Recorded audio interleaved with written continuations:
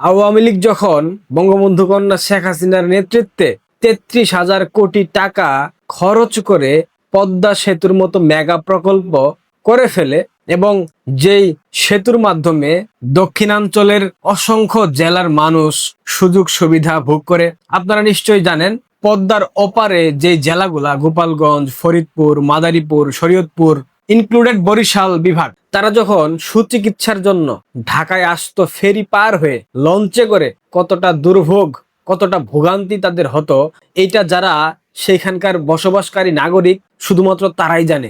এর বাইরে আপনি আমি আমরা যারা পদ্মা সেতু পার হয়ে আমাদেরকে যেতে হয় না, আমরা সে ব্যথা কখনো টের পাবো না, কখনো বুঝবো না, এবং আমরা সে ব্যথা বোঝার চেষ্টাও করব না, কখনো করিও নাই। এটাই আমাদের বাঙালিদের স্বাভাবিক চরিত্র। আওয়ামী লীগ 33,000 কোটি টাকা রাষ্ট্রের জনগণের টাকা খরচ করে পদ্মা সেতুর মতো প্রকল্প করেছে। রূপপুর পারমাণবিক বিদ্যুৎ কেন্দ্র, সেখানে যে ব্যয় হয়েছে তার 10% বাংলাদেশ দিয়েছে, বাকি 90% দিয়েছে রাশিয়া। অথচ এটা নিয়ে বলা হচ্ছে শেখ হাসিনা তার বাপের টাকায় রূপপুর পারমাণবিক বিদ্যুৎ কেন্দ্র করেছে, শেখ হাসিনা তার বাপের টাকায় মেট্রো রেল করেছে, তার বাপের টাকায় পদ্মা সেতু করেছে। মহাশয়রা, যারা আপনারা বলেন শেখ হাসিনা তার বাপের টাকায় করেনি, কোন রাষ্ট্রের রাষ্ট্রপ্রধান তার বাপের টাকা খরচ করে রাষ্ট্রের উন্নয়ন প্রকল্প করে না। এখন আমাদের বর্তমান প্রধানমন্ত্রী জনাব তারেক রহমান 35,000 কোটি টাকা ব্যয়ে বোয়িং বিমান কিনতেছে মার্কিন যুক্তরাষ্ট্র থেকে। যে বাণিজ্য চুক্তি মার্কিন যুক্তরাষ্ট্রের সাথে হয়েছে বাংলাদেশের, সেই চুক্তি বাস্তবায়ন করবার জন্য 14টা বোয়িং বিমান কিনতেছে জনাব তারেক রহমান খালেদা জিয়ার টাকায়, জিয়াউর রহমানের রেখে যাওয়া এফডিআর ডিপিএস এর টাকায় না, রাষ্ট্রের টাকায় কেনা হচ্ছে। সেটা ঋণ নিয়ে হোক কিংবা রাষ্ট্র থেকে হোক না কেন, যে পদ্ধতিতে হোক যে বিমান কেনা হচ্ছে সেটা আমাদের রাষ্ট্রের টাকায়। শেখ হাসিনা উন্নয়ন প্রকল্প করলে তাকে তিরস্কার করা হয়, রাষ্ট্রের টাকায় করেছে, আমাদের টাকায় করেছে, তার বাপের টাকায় করেনি। এখন জনাব তারেক রহমান 14টা বোয়িং বিমান কিনতেছে, যেটা সম্পূর্ণ অপ্রয়োজনীয়।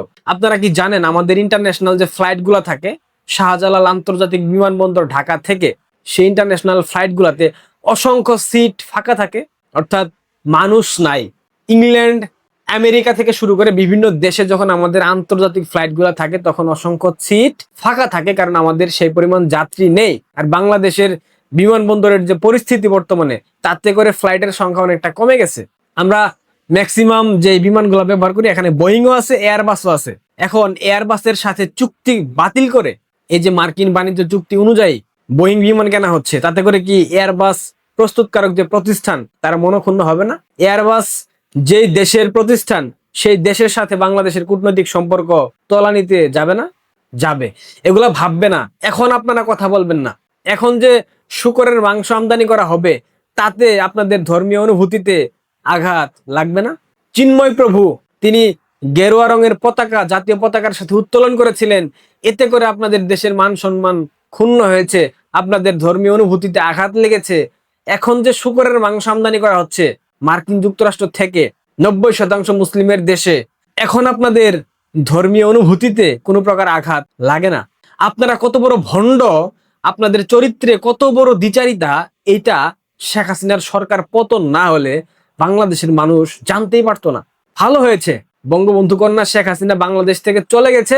তিনি চলে যাওয়াতে বিএনপির মতো মুখোশধারী দালাল, ভণ্ড, জামাতের মতো বেশ্যাদের চরিত্র উন্মোচন হয়েছে।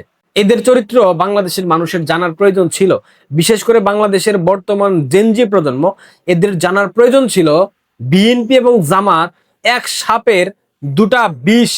এর জন্য আওয়ামী লীগ একটা ধন্যবাদ প্রাপ্য। আওয়ামী লীগের পতন না হলে কেউ বুঝতেই পারতো না এরা শুধুমাত্র ক্ষমতায় থাকবার জন্য, ক্ষমতায় আসবার জন্য রাষ্ট্রের সবকিছু বিসর্জন দিতে পারে, বিকিয়ে দিতে পারে। এখানে স্বাধীনতা, সার্বভৌমত্ব কোনো কিছুই তাদের কাছে প্রাধান্য পাবে না, পায় না, জেনে গেছে বাংলাদেশের মানুষ। গত 3 মাসে সারা ঢাকা শহরে 61 জন খুন হয়েছে, সারা বাংলাদেশে খুনের সংখ্যা 854 জন। এইসব নিয়ে জাতীয় সংসদে কোনো কথা শুনেছেন? বাংলাদেশের আইন শৃঙ্খলা, সেনাবাহিনী কেন এখনো ম্যাজিস্ট্রেসি পাওয়ার উইথড্র করে ব্যারাকে ফিরতেছে না, এইসব নিয়ে কোনো কথা সংসদে হয়েছে? কেউ তুলেছে? হয়নি, উল্টো সে ইতিহাস বিকৃতি, ইতিহাসের জঘন্য মিথ্যাচার কিভাবে করা যায়, কত পন্থায় করা যায়, কোন কোন উপায় করা যায়, বিএনপির নেতাকর্মীরা, বিএনপির মন্ত্রীরা সংসদে দাঁড়িয়ে করতেছে। আসেন বিএনপির মূর্খ অশিক্ষিতের একটা বক্তব্য শুনে আসি। সন্ধ্যার পরে ছড়িয়ে পড়লো যে আজকে রাত্রে পাক বাহিনী ক্র্যাকডাউন করবে, এবং ঠিক সেই কারণে একের পর এক 3টে গ্রুপ গেল শেখ মুজিবের কাছে। প্রথমে যুব দল গেল, তারপর একটা দল গেল, তারপরে সর্বশেষ গেল তাজউদ্দিন সাহেব, ব্যারিস্টার আমিরুল ইসলাম সাহেব এবং ডক্টর কামাল হোসেন। যখন পাকিস্তান আর্মি সারা বাংলাদেশে ক্র্যাকডাউন করবে সেটা জেনে গেল, এবং যুবদল তৎকালীন সময় নাকি বঙ্গবন্ধু শেখ মুজিবুর রহমানের সাথে সাক্ষাৎ করতে গিয়েছিল 1971 সালের 25 মার্চ রাতে। এই বদমাইশ, এই বুইরা মাদকাসক্ত, এটা কি আপনাদের প্রমাণ করবার জন্য অন্য কোনো কিছু বলতে হবে আমাকে? তাজউদ্দিন আহমদ তিনি নাকি বঙ্গবন্ধুর সাথে সাক্ষাতে গিয়েছিলেন যুবদলের পর, অর্থাৎ যুবদলের পর আরো একটা গ্রুপ সাক্ষাৎ করেছে, এরপর তাজউদ্দিন আহমেদ গিয়েছেন বঙ্গবন্ধুর সাথে সাক্ষাৎ করবার জন্য। যুবদলের জন্ম কত সালে ভাই? বিএনপির নেতাকর্মীরা আপনারা যে আমাদেরকে গালি দেন, এইসব দেখার পর আপনাদের লজ্জা করে না? ন্যূনতম লজ্জা শরম আপনাদের মধ্যে নাই? যুবদল প্রতিষ্ঠা হয়েছে 1978 সালে, স্বাধীনতা যুদ্ধের প্রায় 7 বছর পর। বিএনপি প্রতিষ্ঠা হয়েছে 1978 সালে, একই সালে, স্বাধীনতা যুদ্ধের 7 বছর পর। তাহলে যুবদল কিভাবে 1971 সালে বঙ্গবন্ধুর সাথে সাক্ষাতের জন্য গিয়েছিল 25 মার্চ কালো রাত্রিতে? যে দলের জন্ম 1978 সালে। এদের মতো মিথ্যাবাদী, এদের মতো বেহায়া পৃথিবীতে আর কোথাও নাই। বিএনপি আপাদমস্তক একটা বাটপাটদের সংগঠন, এইটা নিয়ে কোনো দ্বিমত নাই। বাংলাদেশের সাধারণ মানুষ অলরেডি বুঝে গেছে এরা ক্ষমতার জন্য বাংলাদেশের সবকিছু বিকিয়ে দিতে পারে, এবং দিয়েছে, দিচ্ছে, সামনে আরো দেবে। যতদিন ক্ষমতায় থাকবে ততদিন বাংলাদেশের মানুষের ভাগ্য নিয়ে তারা ছিনিমিনি খেলবে, পাশা খেলবে, এবং সেটা দেখে আপনারা সন্তুষ্ট হবেন, সেই প্রত্যাশা আমি করি।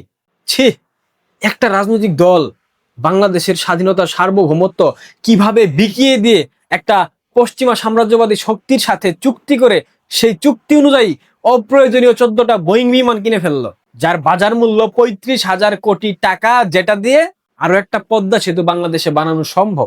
তারেক রহমান তার বাপের টাকায় বোয়িং যদি কিনতো তাহলে মেনে নিতাম। শেখ হাসিনা পদ্মা সেতু রাষ্ট্রের টাকা দিয়ে বানিয়ে ভুল করে ফেলেছেন, বিরাট একটা ভুল, আমরা সেটা মেনে নিতাম। কিন্তু এখন আমরা কি বলবো? বাংলাদেশের মানুষ এখন কি বলবেন আপনারা? বাংলাদেশের অন্যতম বৃহৎ একটা শিল্প কারখানা, নামটা এই মুহূর্তে মনে পড়তেছে না, সেখানে কর্মরত শ্রমিকের সংখ্যা ছিল 4,000-এর উপরে। সেই শিল্প কারখানা কাঁচামালের অভাবে বন্ধ হয়ে গেছে। ভারতবর্ষ থেকে শিল্প কারখানার জন্য প্রয়োজনীয় কাঁচামাল আমদানি করতে পারছে না সরকার, পয়সা নাই, সেই জন্য সেই শিল্প কারখানা বন্ধ হয়ে গেছে। 4,000 শ্রমিক বেকার হয়ে গেছে। তাদের পরিবার কিভাবে চলবে? ফ্যামিলি কার্ডের টাকায় নাকি? বিএনপি তো সেটাই বলবে। সরকার ফ্যামিলি কার্ডের পেছনে যেই অর্থ ব্যয় করবে সেই সমপরিমাণ অর্থ দিয়ে বাংলাদেশে 3টা পদ্মা সেতু, 2টা রূপপুর পারমাণবিক বিদ্যুৎ কেন্দ্র, একটা মেট্রো রেল করা সম্ভব। যে টাকা ব্যয় হবে সেই টাকা দিয়ে আরো 5টা মেগা প্রকল্প করা সম্ভব। যদিও আমাদের প্রধানমন্ত্রী লাট বাহাদুর জনাব তারেক রহমান তিনি তো বলে দিয়েছেন তারা মেগা প্রকল্পের দিকে আগাবে না। মেগা প্রকল্পের দিকে না আগালে বাংলাদেশের অর্থনৈতিক যে সমৃদ্ধি হয়েছিল সেটা সামনের দিনে আর আগাবে না, স্টপ হয়ে যাবে, ফুল স্টপ হয়ে যাবে। দেখেন, আপনারা যা ভালো মনে করেন, আমরা কিছু বলতে গেলেই বলবেন দিল্লির দালাল, হাসিনার দালাল, মোদির দালাল, দেশের বাইরে পলাতক থেকে লেকচার মারতেছে, লম্বা লম্বা কথা বলতেছে। আমরা তো সত্যগুলো আপনাদের চোখের সামনে নিয়ে আসার চেষ্টা করি। আমরা তো কাউকে হুমকি ধামকি দেই না, দিচ্ছি না। আপনাদের রাষ্ট্র আপনারা কিভাবে পরিচালনা করবেন, কিভাবে আপনারা থাকবেন, খেয়ে থাকবেন নাকি না খেয়ে থাকবেন, নাকি একবেলা খেয়ে থাকবেন, সেটা আপনাদের সিদ্ধান্ত। ভালো থাকেন, আপনাদের জন্য অনেক অনেক শুভকামনা।